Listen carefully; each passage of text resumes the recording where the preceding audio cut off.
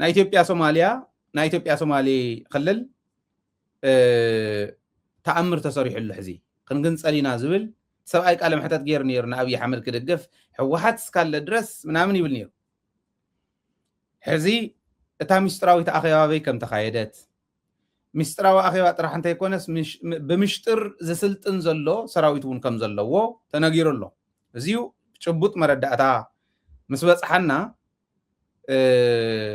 ክነረጋግፅ እውን ሞኪርና ኣረጋጊፅና እዩ ከዓ እንታይ ዝበሃል ኒሄ ሕዚ መራሒ ናይ ሶማሌ ክልል ንኣብይ ኣሕመድ ክቅድሞ እየ ዝብል ኣብ ዝሓለፈ ከም ተዛረበ ብብዙሓት ሚድያታት ይኸይድ ነይሩ ሕና እውን ሕሊፍና ኢና ሕዚ ብግልፂ ብስውር ኣኼባ ኣካይዶም እዚኣ ተቐዲሓ ናይ ኢትዮጵያ ድህነት በፂሕዋ እዚኣ ምስ በፅሓ ከዓ ስግኣት ስለ ዘለዎ ምስ ሃገረ ሶማልያ ረኽቦ ከም ዝጀመረ በታተን እያ ዘላ ሶማልያ ክትጥርነፍ ድያ ኣይትጥርነፍን ክንሪኣ ኢና ነገር ግን ናይ ኢትዮጵያ ሶማሌ ክልል ናፍታ ዓባይ ሶማልያ ረኽቢ ከም ዝጀመረ ምስ ኦጋዴን ዝበሃል ውድብ ልዕሊ ዕድመ ሕወሓት ዘለዎ እዩ ናይ ምግንፃል ሕቶ እዩ ነይርዎ ባይዘወይ እዚ እዚዩ ምስኣቶም እውን ረኽቢ ከም ዝጀመረ ናይ ኦጋዴን ሰራዊት ንኸስልጥን ከም ክልል ከም መንግስቲ ሓገዝ ከም ዝገበረ ንኣብይ ኣሕመድ ከም ዘገርሆ ኣብይ ኣሕመድ እውን ከም ከብዲ ኢደ እየ ዝፈልጦ እዩ ዝብል ከም ከብዲ ኢደ እየ ዝፈልጦ ንኣብይ ኣሕመድስ ከም ከብዲ ኢደ እየ ዝፈልጦ ዕሬ እየ ዝፈልጦ እና ኣገሪሆ እየ ክቅድመና ይኽእልን ይኣምነኒ እውን እዩ እንድሕራይ እንታይ ንገብር ዝብል ይኣምነኒ እውን እዩ ስለዚ እንታይስ መማረፂ ኣለዎ ንዓይ ካብ ምእማን ወፃኢ መማረፂ የብሉን ምክንያቱ ንሱ ክኸዶ ካብ ዝግብኦ ንላዕሊ ኣነ ከይደ ቀዲሞ እየ ስለ ዝኾንኩ ይብል ካብዚ ንላዕሊ ግን ስውር ስልጠና ናይ ሰራዊት ጀሚሮም እዮም ዝብል መረዳእታ ኢና ረኺብና ሰራዊት ዘስልጥኖ ዘሎ ኦጋዴን እዩ ናይ ሰራዊት ሎጂስቲክስ ዝህብ ዘሎ ናይ ሶማሌ ክልል ፕሬዚደንት ብናይ ፕሬዚደንት ኣፍልጦ ዝወሃብ ዘሎ እዩ ድጋፍ ናይ ኣፅዋር ሶማልያ ታክልል ባዕላ ትህበላ ንሶማልያ እዞም ፍልፍላትና ከም ዝሓበሩና ሶማልያ ትበታተን ስለ ዘላ ናይ ኢትዮጵያ ሶማሊ ስሒባ እንተእትያ እተን ዝብተና ዘለዋ ናይ ሶማልያ ክልላት ዝነበራ ክጥርነፋ ክእላ እየን እንተነኣሰ ብኮንፌደሬሽን ናብ ሓደ ክመፃ ክእላ እየን ሶማልያ እውን ናይ ኢትዮጵያ ሶማልያ ሓንቲ ኮንፌደሬቲንግ ስቴት ኮይና ክትኣቱ ትኽእል እያ ዝብል ግምታቶም እዮም ዘቕምጡ ብዋናነት ግን እቲ ስልጥን ዘሎ ምስቱ ናይ ሶማልያ ናይ ክልል ሶማልያ ፍሉይ ሓይሊ ኣድማ ብተናን ሚሊሻን ፖሊስን ሓዊሱ እቲ ሕዚ ስልጥን ዘሎ ሓደ ጥቕሉል ሰራዊት ፀረ ኣብይ ኣሕመድ ክቃለስ ዝኽእል ክኸውን ከም ዝኽእል ኣብዚዩ ባዕሉ ሙስጠፍየ እውን ከም ዝሓበሮ ነቶም ዝስልጥኑ ከም ዝሓበሮም ኢትዮጵያ ንምግጣም ኣብቲ ትዘለናሉ ግዜ ምስ ናይ ኢትዮጵያ ሰራዊት ንምግጣም ትዝቐለለ ግዜ እዩ ዝኸውን ዘሎ ምክንያቱ ብሰሜን ትግራይ ተኣክል ሓይል ኣላ ካብኡ እውን ሻዕብያ እኒሄ ካብኡ እውን ናይ ኣምሓራ ጉዳይ እኒሄ እዚኣቶም ምስ ናይ ኦሮምያን ካልኦትን ተሓዊሱ ምስ ናይ ዓፋር ተሓዊሱ ኢትዮጵያ ገጢማ ክተሽንፈና ትኽእል ሃገር ኣይኮነትን ይብል ማለት እዩ ሕዚ ናይ ግዜ ጉዳይ እቲ ናይ ግዜ ሕቶ ኣበየ ናይ ግዜ እንታይ ትብል ዝብል ዓንተወይ እውን ተስፋ ልደት ዝገልፆ ዝነበረ ሕዚ ዘሎ ኦፖርቹኒቲ ፅባሕ ንጎኹ ንረኽቦ ንኽእል ዶ ዝብል ዓብዪ ሕቶ ንመራሕቲ ትግራይ ይኹን እቲ ዓብዪ ሕቶ እዩ እቲ ሕዚ ዝኒሃ ክንረኽባ ንኽእል ዶ ብርግፅ ዝተወሰነ ግዜ ትዕግስቲ ምግባር ክንደይ ናይ ዝኣክል ጥቕሚ ከም ዘለዎ እንዳረኣና መፂና ኢና ኣብ ኣምሓራ ዝኒሄ ኣብ መንጎ ፋኖን ናይ ኢትዮጵያ ሰራዊትን ዝኒሄ ውግእ እኒሄ ኩናት ከቢድ ምዃኑ ተወሰነ ግዜ መሃቡ ናብ ምንታይ ምፂና ኣሎ ዝብል ትዕግስቲ ኣይጠቕመን ክብል ኣይክእልን ግን ግዜ ዝሓለፎ ውሳነ ኣብ ዝኾነ ይኹን ግዜ ክመፅእ ከሎ ኣይንጉዳእን ዶ ትሕዚ ዝኒሄ ኦፖርቹኒቲ ንረኽቦ ዶ ዝብል ዓብዪ ሕቶ ስለ ዘለኒ ለዚ ኣብዚ ሓሳብካ ክትቅፅል ኢኻ ኣብኣ እናሃለወት ግን ሓንቲ ክውስኸልካ ምክንያቱ ምስ ግዜና ይሪኦ ኣለኹ ሓደ ሰዓት ዳርጋ ጌርና ስለ ዘለና እንታይ ትብል እያ እታ ዝውስኻ ይመስለካ ናይ ኦሮምያ ፕሬዚደንት ዝኣከቦ ዝተወሰኑ ናይ ኦሮምያ ኤሊት እውን ተኣኪቦም ከም ዝነበሩ ይግለፅ እሞ በርባዕተ ነገር ጠንኪርና እስካዕ ንወፅእ ነደናገር እዩ ዝብል ባይዘወይ ሽመልስ ብኡ ዝፍለጥ ሽመልስ ይኣኪብዎ ዓበይቲ ነባራት ፖለቲከኛታት እውን ዝተረኸብሉ ከም ምዃኑ ይገልጹ እሞ ብኢኮኖሚ ብሰራዊት ብዲፕሎማሲ ካብኡ እውን ሃገርነት ኦሮሚያ ክትእውጀሉ ናብ እትኽእለሉ ደረጃ ማሕበራዊ ምርድዳእ ማለት ከም ሶሳይታል ምርድዳእ ምስ ተገበረሉ ኣብዚ ግዜ እዚዩ እስካዕ ንበፅሕ ኣብዚ ደረጃ እዚ እስካዕ ንበፅሕ ትዕግስቲ ክንገብር ክንክእል ኣለና ዝብል መልእኽቲ ዝሕለፈሉ ከም ዝነበረ እዚ ማለት ትግራይ እናተጎድአት ትግራይ ዋጋ እናኸፈለት ኣብ ልዕሊ ትግራይ ክንገብሮ ዝግባአና እናገበርና ንፅናሕ ንእሽትለን ትዕግስቲ ንግበር ዝብል ሽመልስ ከም ዘቕረበ እዩ በጠቕላላ ናይ ኦህዴድ ብልፅግና እንብሎ እዚ ዓይነት ሽርሒ ይገብር ከም ዘሎ እውን ከቕምጥ ስለ ዝደለኹ እዩ ስለዚ ክትቀፅል ትኽእል ኢኻ ሚኪ አንሚት ግበራ እሞ No, thank you. Tonight, هذا ولا قال ولا تناي روميا أو تقوم عندي يوم ساعتين وعدهم قن تناي أولا زي الحي اللي أنا زلني إمنت أنكر توتيو هاجر روميا خمسة دلي أي ترى الطرف قن ياو علامة تايين أو يمقدس تجارو نمدخام تجارو حاسيها بحر حسكا نوار بشوم إثيوبيا مشكات يوم قند حريت مدرسي لنفتي ناي أفت سكرين زرع خايو أفزون على عدد المفتار زخورة زلو داود كبده انتهي مثلا ليسي زيات نقرسي سوحنا بو مسواق حدث تقرأي كم دلوقتي خنك أساس أصلي أنا حكي بايزوي مالت زيات عينة رعدة في تقرأي تفترسي كونيل كايو እንደገና ካስ ተማሪውና ዛት ስለነበርኩ ማዝ እንታይ ኮንተሎ በትግርኛ ጽሐፍ እንታይ ኮንተሎ ከይ በአማርኛ ጽሐፍ ሶ ኣብ ህዝብ ትግራይ ራዕድ ተፈጥሮሉ በትግርኛ ነቲ ህዝቢ በቃ በጣም ክሰግ ክፈርሕ ዋይ ባንክ ተዓጽዩ መድሓኒት ተኸልኪሉ መደራጅ ተኸልኪሉ ዛዕባን ስኮይ ጽሕፍን ዛዕባዚያት ነገር ሰይ አይት ስትሬይትን ክፍል ትብልጽግና ወናቱ እንድሕር ዕሱ ኮይንካስ expect جنسي بمحرنيا يجلس موضوع ነገር ሞ እዚህ ጋር ታይስ ነቶም መስበልጽግና ተሰሊፎም ዘለው ሓይልታት ትናይ ትግራይ ኩነታት ሲ መጸለምታን ምስራሕ እንዲዩ ከም ትናይ ጌታቸው ወዝረና በእንግሊዝኛ ጽሐፎ መቸም ህዝብ ትግራይ ብውዝሓቱ ተቃለሰ ወዲ ገባር እዩ ንፈልጦ ኢና ምሁር የለን ማለት አይኮነን ግን ቋንቋና ትግርኛ እዩ ናብ እንግሊዝኛ ቀይሮ ጌታቸው ዳዊት ከበደ ኻነየ ኣብቲ ራዕዲ ዝፍጠረሉ ግዜ ብትግርኛ እናጽሐፍካ ተኻሊእ እዋን ግን በአምሓርኛ እናጽሐፍካ እዚዩ ጠጠው ክብል ኣለዎ ከም ተጋሩ ከምዚያት ዓይነት ጽይፍ ዝኾነ ካይዳታት ዝኸድዎ ዘለው ምኻ ተጋሩ ኮይኖም ማለት እዩ ትግረውነት ካነየስ ከመይ ጌርኩም ተራሕስሕዎ ከም ዘለኹም ፍሉጥ ስለ ዝኾነ እዩ እቲ ልኡኽ ናይ ብልጽግና ኮይንካ እዚ ዝኣክል ጽሊት ክሕደት ኣብ ህዝቢ ትግራይ ኣብቶም ትማሊ መስዋዕት ዝኸፈሉላ ትግራይ ትስዕር ናበሉ ብኣኻትኩም ሰንኪ ግን እቲ ቃልሲ ናይ ትግራይ ከም ዘይሰዓር ኣነ ብዙሕ ከመቕሓውን ትቁፀሩ ሰባት ኣይኮንኩም ምክንያቱ ናብ ሸዋ እንተኸይድካ ምስ ብልጽግና እንድሕር ተሰሊፍካ ምስ ኣብይ ኣሕመድ እንድሕር ተሰሊፍካ ካብ ዳንኤል ክብረት ነፂርና ክንሪአካ እውን ኣይንኽእል ኢና ምክንያቱ መዋዓልቲ ዳንኤል ክብረት እንድሕር ኮይንካ ዳንኤል ክብረት እንተኣይሉ ናይ መን ኣማኻሪ ኮይኑ ነይሩ ናይ ኣብይ ኣሕመድ ኮይኑ ንስኻትኩም ኳ ሒዚ ቀርኒ ኣፍሪካ ዶ ፒአር ናይ ታደሰ ወረደ ዶ ኢልኩም ዕንክሊል ትብሉ ዘለኹም ከምቲ ናይ ዕንክሊል ዝብሎ ታደሰ ወረደ እውን ሒዚ ዓሪፍካ መቕማጥ እዩ ትግራይ ናይ ጀነራል ታደሰ ወረደ ማለት እዩ እቲ ናይ ሶማሊ ናብ ሶማሊ ክምለስ ተለኹ ግን ናይ ሶማሊ ክልል ታይላንድ ምሃዝ ዘለና ምሽጥር ኣኼባ ካይዶም ትማሊ ትግራይ ከም ዝነቐፈ ንሪኦ ነርና ኦሮሚያ እውን ከም ዝበልካ እንድሕር ኮይኑ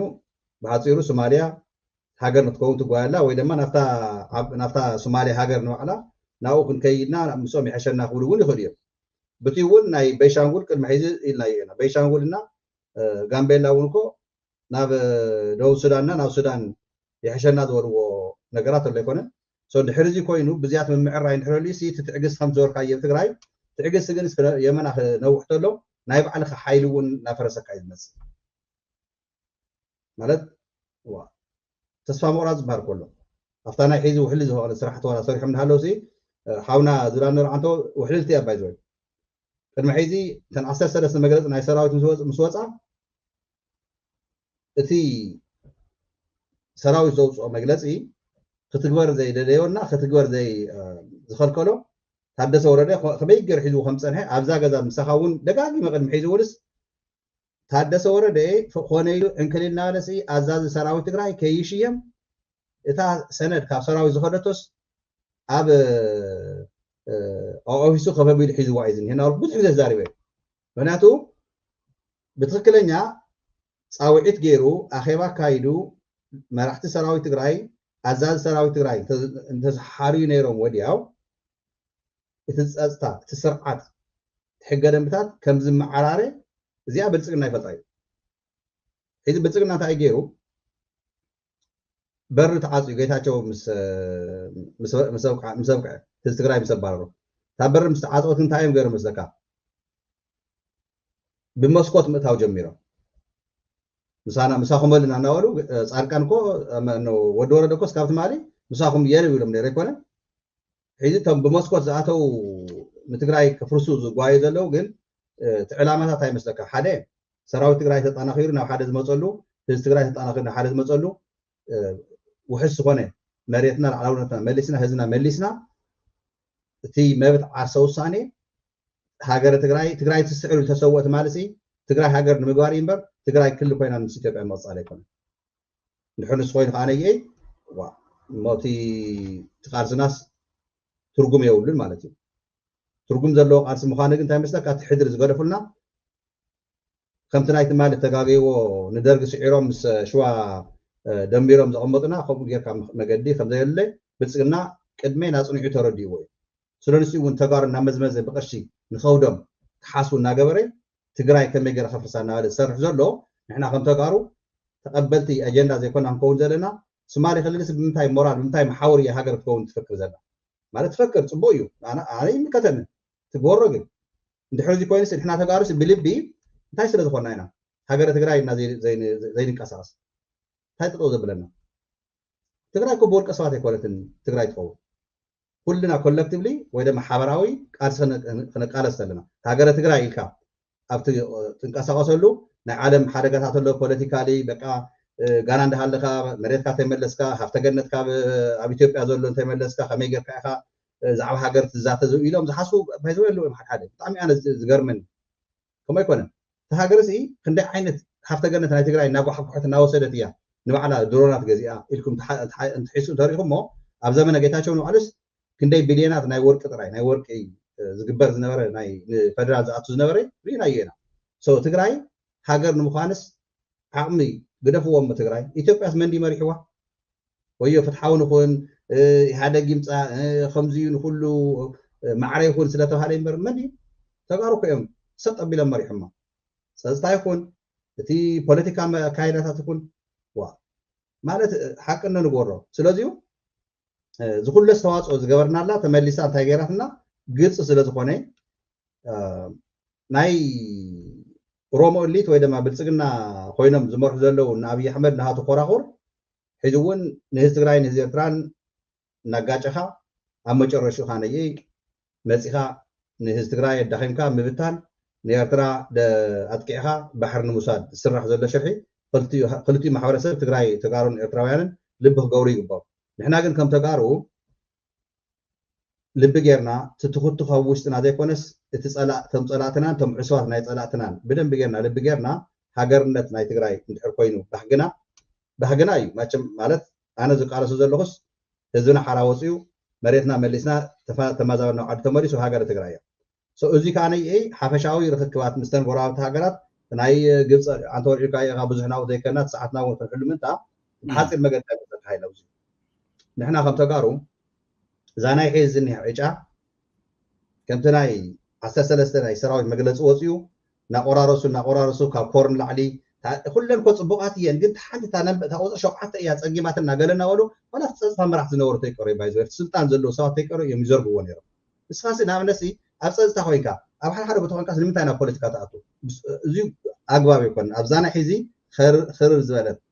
ታዝኸድዋ ዘለዎ እዛ 3-4 መዓልቲ ኣነ ዝካተላ ዘለኹ ቶም መናእሰይ ኣብቲ ሰራዊት ኣብቲ ፖሊስ ፀጥታ እኒው ዝረኽቦም ዘውግዖም ዘለኹ ብጣዕሚ እያ ደስ ኢላቶም ዘላ ታናይ ሒዚ ብዛ ናይ መገዲ እዚኣ እንተኸይድና እያ ትግራይ ኣብ ቀረባ ግዜ ክንወፃ ኢና እዩ እንድሕር እዚኣ ኮይና ናይ ከረንሲ ትዛረብ ነርካ ከረንሲ ኣነ ጉግል ናገርኩ ምርኣይ ጀሚረ ማለት እዩ ናይ ዘመነ ኣክሱማውያን ኪንግዶም ናይ ባዕልና ቅርሺ ነይሩ እዚ ካብ ታሽን ተሰርሐ ካብ ኖት ነይሩዎነ ኖት ነይሩ ትክክል ኢኻ ናይ ባዕልና ኖት ነይሩና ናይ ባዕልና ከረንሲ ነይሩና ትክክል እዩ እዎ ሶ ሕሰበሉ ግን እቲ ዘመን ማለት እዩ ክንደይ ንድሕሪት ክንደይ ኢኻ ትምለስ ሶ ንሱ እንድሕር ኢና ዓለም ጋና እንዳሃለወት ኣክሱማውያን ኪንግዶም ኣክሱም ሃኒፅካ ላሊበላ ሃኒፅካ ካሊእ ታሪክ ሰሪሕካ ከረንሲ ናይ ባዕልካ እስካብ የመን ምንቅስቃስ እናገበርካ ነርካ ካብ ኮይ እናተቆራረስካ እናተቃተልካ እናተጨፋለቕካ መጨረሽኡ ንስኻ ህዝቢ ኤርትራ ወገንካ ኣብ ዝጎንካ ዝኒሄን ትግራይ ኣብ ዝኒሄን እናተተኸተኽካ ዓርሲ ብዓርስኻ እናተቃተልካ ተመሽዋ ዝኒሄው እውን ዓብሊሎም ክመፁ 100 ዓመት የመራሕናን ወይ ድማ ተመሪሕና ኢና ኢሎም ዝፍክሩ ዘለዉ ንሕና እዚ ልቢ ጌርና ፅባሕ ንጎ መሰስ ኢልና ንወፀሉ ናይ ጥንካሬ ናይ ውሽጥና ሓድነትና ኣብ ደገ ነውሽጢ ዘለና ብሓደ ንድሕር ተቃሊስና ሃገረ ትግራይ ንመፀሉ እቲ ከረንሲ ባይዘ ወይ ናይቲ ከረንሲ ፀገም ኣይኮነን እቲ ሓውና ዓንቶ ዝብሎ ነርሲ ጥንክር ዝበለ መሪሕነት ኣብ ትግራይ ድሕሪ ሒዚ ስኢልካ ሓኸኸለይ ክሓከልካ ወይ ድማ ብሽም ሓድነት እናፈረሰካ እናመፀ እንዳሃለወት ኩነታት ኣብ ውሳኔታት ምስ ተወሰነ ናብ ስጉምቲ ማለት ኣዩሲ ናብ ተግባር ፀጥታ እውን ከተግብር ስርሑ እቲ መሪሕነት ኣብ ላዕሊ ዘሎ ከዓ ነይ ልውስውስ እናበልካ ሕልኽልኽ እናበልካ ቀምሽ ዕንቀፈኒ ከምዚ የበለ እናበልካ ዘይኮነሲ ብስነ ስርዓት ሓላፍነት ዝወስድ መሪሕነት ኣብ ኩለን ናይ ፀጥታ መራሒ ኣብተን ጎደሎ ይንቀፍ ኣብተን ፅቡቅ ዝሰርሑ ይምስገን ናይ ሰራዊት ኣመራርሓ ከማ እቲ ፖለቲካ ውድብ ተን ውድባት እውን ተን ካልኦት ውድባት ዘለዋ እውን ከማ ሕዚ እቲ ቤት ምክርታት ተመሪሱ ናብ ቦትኡ እንድሕር ናብ ስራሕ እንድሕር ኣቲና እቲ መንግስቲ በቲ ናይ ቤት ምክሪ ካይዳ ንኸዶ ዘለና ሒዝን ቶሎ ኢልካ እንድሕር ተተግቢሩ ምዕራብ ትግራይ ዘይንሕዘሉ ጉዳይ እንታይ እዩ እንተልካኒ ስንፍና ናሃትና ተዘይኮይኑ ሓይሊ ናይ ፀላእትና የለን ሓፈሻዊ ግን እታ ክልል ሶማልያ እትኸዶ ዘላ መገዲ ንኣና ዓብዪ ትምህርቲ ዝኾነና እንታይ እዩ ንሶም ስርሖም ይሰርሑ ኣለዉ ንሕና ከንታይ ንሰርሕ ኣለና ኣብቲ ኩቱኽ ግዜና ካብ ኩሉ ግዜ ንቐትሎ ኣብቲ ናይ ውሽጥና ዝኒሄ እውን ፅፍፍ ዝበለ ፅሩይ ዝኾነ መገድታት ብደንብ ዕላማ ጌርና እንድሕር ነፂርና እተን ጎረባብትና እውን ዝበለፀቲ ምቅራብን ናይ ዝምድና ከረንሲ ወይ ናይ ሱዳን ወይ ናይ ኤርትራ ዝበልካዮ ንምጥቃም እኮ ኣነ ሕዚ ናይ ዶላር እናሪእኹ ነይረ ንኣብነትስ ኣብ ትግራይስ ዶላር ንምጥቃምስ ይከኣል ዶ ኢለስ ይርኢ ኣለኹሲ ብታይ ዝብለካስ በቲ ሕጊ ናይቲ ሃገር እዩ ዝብለካ ወይ ትግራይ ኣብቲ ሃገር ተባሂላ ስለ ዝሕሰብ እዩ ነገር ግን ይብለካ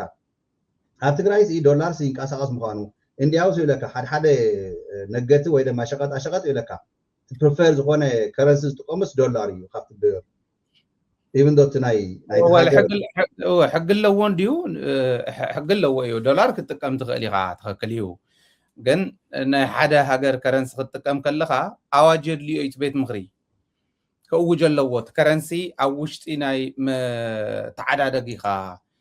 ኢኮኖሚኻ ብኡ ደረጃ ክንቀሳቐስ እንድሕር ክትፈቅድ ኮንካ ኣዋጃት የድልይዎ እዮም ታስዋይ ቤት ምክሪ ዘድልየካ ናይ ኤርትራ ኣትዩ ክሰርሕ ሕዚ ይስራሕ ክንብል ከለና እኮ ኣቲስ ምትዕድዳገ ይከኣልን ይከኣል እዩ ናብ ምባል ጥራሕ ኣይኮነን እንታይ እዩ ዘድልዮ ይመስለክ ቤት ምክሪ ዘየለ ክገብሮ ይኽእልን ነይሩ ስኢሉ ክእውጀ ይኽእልን ካቢኔ ክእውጀ ይኽእልን ከም ህዝቢ ኢኻ ናበየናይ ደረጃ ትኸድ ከም ዘለካ እውን ኣንፈትካ ነፂርካ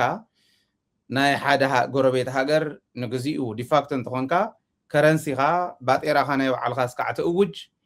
ናይ መን ክትጥቀም ትኽእል ንምንታይ ዝብል ምውሳን ስለ ዘድልዮ እዮም ተፀቢዮም ዝብል እምነት እዩ ዘለኒ ግን ምፅባይ ድዩ ዘድልየና ነይሩ ሰሌልካ መሊስካ እቲ ቤት ምክሪ ቶሎ ወሲንካ ናብ ከምኡ ዝበለ ስጉምቲ ክትከይድ ዝብል እዩ ተውዚ ዘዛርበና ዝነበረ እስካዕ ሕዚ ናይ ጎረቤት ድዮም ክጥቀሙ ወይስ ከም ሶማልያ ዲና ዳይሬክትሊ ናይ ባዕልና ከረንሲ ክንእውጅ ንስታት ሕዚ ነቲ ቤት ምክሪ ምምላሱ እቲ ህዝቢ ይገበረለይ ዝበሎ ንምግባር መርሚርካ ሳይንሳዊ ዝኾነ ውሳነታት ወሳን ክከኣል እዩ ዝብል እምነት ኣለኒ ኣብቲ ከረንሲ እምበር ትኽክል ኢኻ እታ ሰዓትና እውን ትኸድ ስለ ዘላ ግን 20 ደቂቃ ኢልና ስለ ዘለና ንሎሚ ምናልባሽ ምስ ሰዓትና ከይነውሕ 15 ደቂቃ ንግበራ تاناي مودعتها فندريزنج ግን ሓንቲ መረዳእታት ማል ሕሊፈ ነይረስ ሳስቕ ኢለ ን ኣፕዴት ክኸውን ከቕርባ ቅድሚ ናፍታ ናይ ፈንድሬይዚንግ ምኻድና ስኻ ስለትጅምራ ሬድዋን حسين ትማሊ ሓደ መረዳእታ ሕሊፈ ነይረ ተወቂዑ ማለት ግንባርስ ከምዚ ኮይኑ እንታይ ኮይኑ ተጨማዲዱ ዝወዲ ታይ ጉዳጉዳ ጋጠሞ ገለ ዝብል ማሕበራዊ ሚድያ ይዘውር ስለ ዝነበረ دحارنا فلفلاتنا نايبل صقنا فلفلاتنا كن خنت صاري كن حتى زموكرنالو اتمردات رغبنا برغص وديو قوي زخونه ناي عنچايتي partitioning wall اي وديو ابلعليو جن نحنا مسحلفنا دحر 3 و 4 ساعات اي ثينك 4 ساعات كبابي انترفيو غيرمو زخونو ناي محبراو ميديا نا اثيوبيا نا انترناشنال زخونه